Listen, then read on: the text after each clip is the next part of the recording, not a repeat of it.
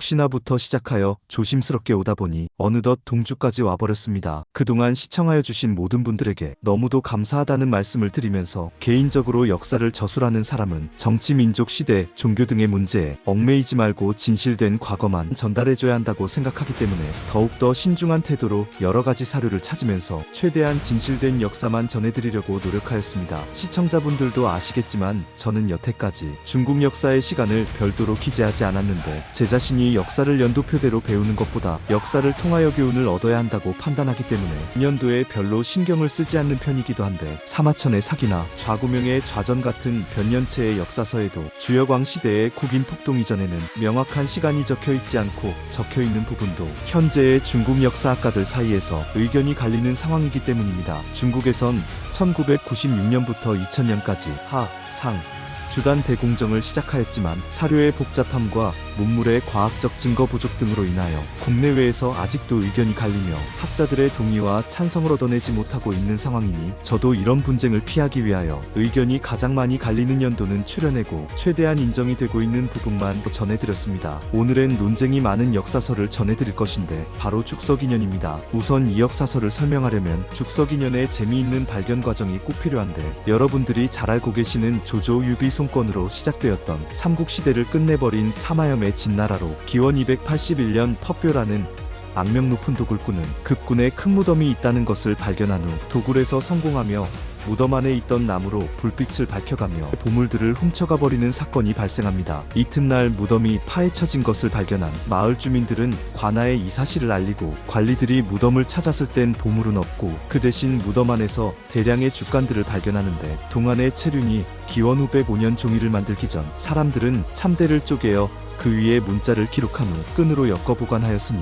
이것을 죽간이라고 불렀습니다. 이 사실이 사마염에게까지 알려지며 열마찬화되는 죽간들을 당시 진나라의 도읍인 장안으로 옮기나 그 누구도 죽간에 쓰여있는 글자를 해독할 수 없어 사마염은 전국의 학자들을 동원하여 죽간의 내용을 분석하게 하며 분석 결과 이 죽간의 주인은 진나라보다 500년 전인 전국시대 위나라 사대군주인 위양왕 위사의 무덤으로 확인되며 죽간은 10만 여자의 글자로 역사, 지리, 점술, 잡식 등 19가지로 분류된 고서로 확인되었는데 당시 죽간이 급군의 무덤에서 발견되었다 하여 이 죽간들은 급총서라 불리기도 하였습니다. 급총서에서 발견된 죽간들은 19가지의 학문으로 분리하여 기록하였지만 이번 화에는 죽서기년을 알아보아야 하기 때문에 다른 내용에 대한 소개는 생략하도록 하겠습니다. 500여 년 전 위양왕이 역사를 기년체의 방식으로 대나무에 기록하였으니 이것을 죽서기년이라 부르며 이 기록에는 황제부터 위양왕 자신의 일생까지 기록되어 있습니다. 또한 이 기록들은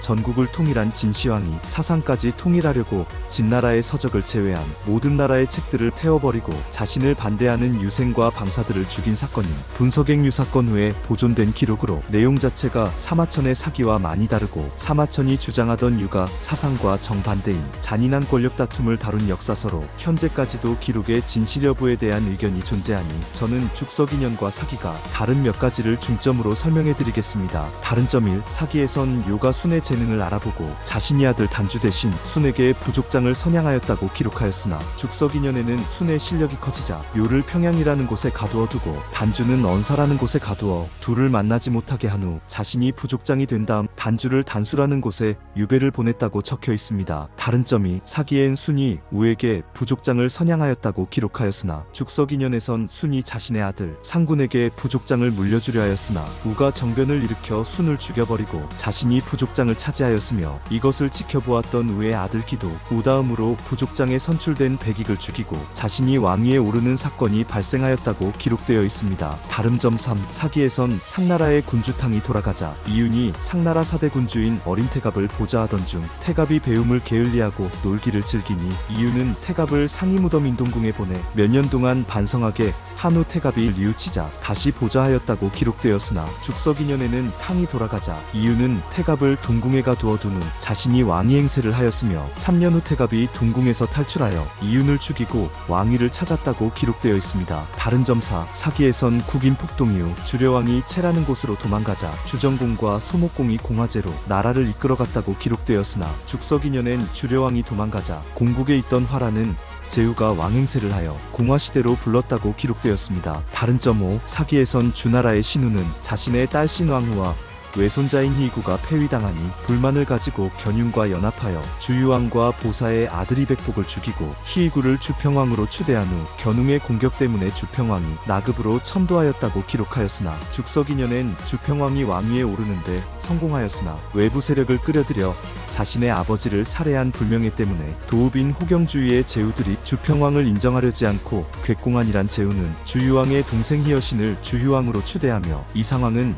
20년 동안 두 왕이 공존하는 시대로 흐르다 주평왕에 잘 보이려던 진문우 희구가 곽국을 공격하여 주휴왕을 죽여버리면서 두 왕이 공존하는 시대를 끝내버렸다고 기록되어 있습니다. 이외에도 다른 점이 많으나 모두 설명하기에는 한편으로 부족하여 이쯤에서 멈추고 다시 돌아와 죽석인연은 서진때에 발견되어 초역본과 고증본으로 보관되었지만 송나라에 들어서 죽석인연이 아예 사라졌다. 명나라에 다시 나타나기 시작합니다. 그러나 명나라 사람들은 죽석인연을 위설하칭하며 모든 기록들을 인정하지 않았고 폐기해버리는데 청나라부터 많은 사람들이 100년 동안 죽석인연의 기록을 인용하였던 고서들을 찾아 추려내는 방법으로 고본죽석인연이란 책을 편집해냅니다. 중국은 한무제부터 유가 중심으로 발전한 나라로 법과 사상의 중심이었던 전국시대의 기록들을 믿으려 하지 않았고 현재에도 유교의 관점과 법가의 관점으로 역사를 판단하기 때문에 많은 논쟁이 발생하는 것인데 참고로 위양왕 위사는 기원전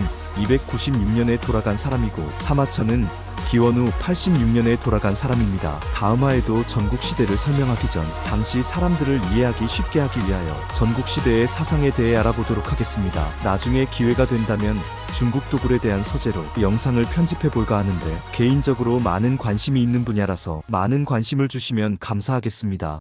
여러분들의 구독과 좋아요는 항상 저에게 가장 큰 힘과 용기가 되어줍니다.